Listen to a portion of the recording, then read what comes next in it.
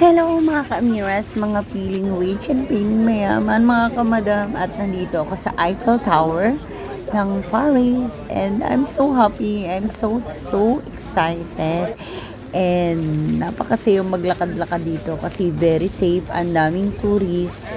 So, nagbakasyon ako dito. And ayan, kasi gusto ko talagang makita ang Eiffel Tower. Dahil dito daw yung malay mo dito kung makita yung aking true love na. Ayan. At eto, ganito pala siya sa personal. Oh my God, ito na. This is it. At umilaw-ilaw pa siya. Oh my God. Sobrang ganda niya. Nakaka-inlove. Ginawa daw to nung 100 years na daw to. Mga ka-amiras, super nagmamaganda talaga ako dyan mga kamadam. Wala akong pakialam, feeling foreigner talaga si madam. So, kasi super duper to, mga artist na nakakapunta dito dahil isa ako sa pinagpalat na napili ako ng ating, alam mo na, ng ating makeup wall na makapunta dito sa Eiffel Tower, and I'm so happy. I'm so proud to myself.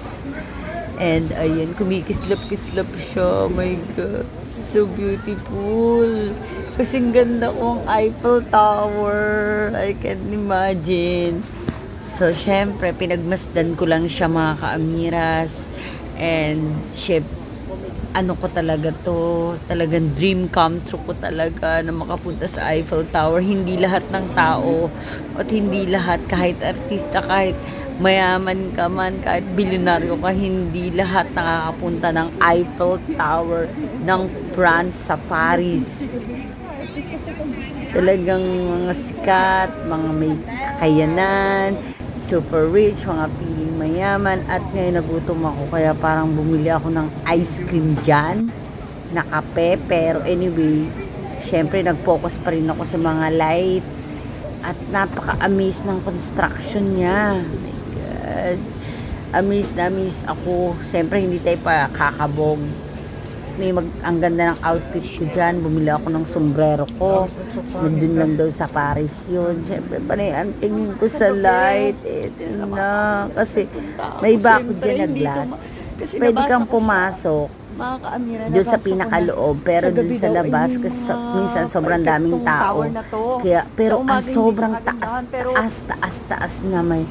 Oh my, nandyan lang ako sa pinakang dulo. Sobrang taas niya. Parang ilang palapag siya, 100.